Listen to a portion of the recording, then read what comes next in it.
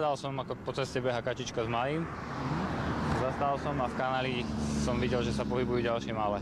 6 mláďat spadlo do hlbokého kanála krytého mrežou. Ich mama sa k ním nevedela dostať a pobehovala po rušnej ceste.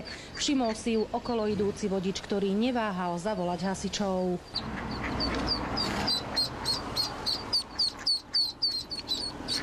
Za mamičkou.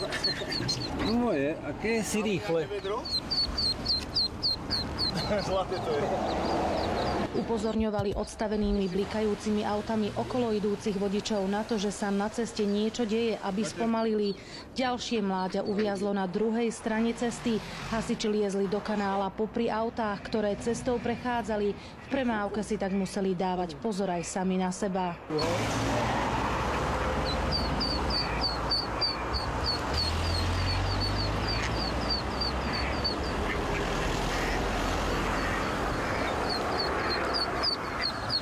Behala určite aj s malým.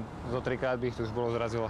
Kačacia rodina prešla z Hrona cez 2 dvojprúdovky plné aut. Hasiči ich naložili do vaku a odviezli späť k vode.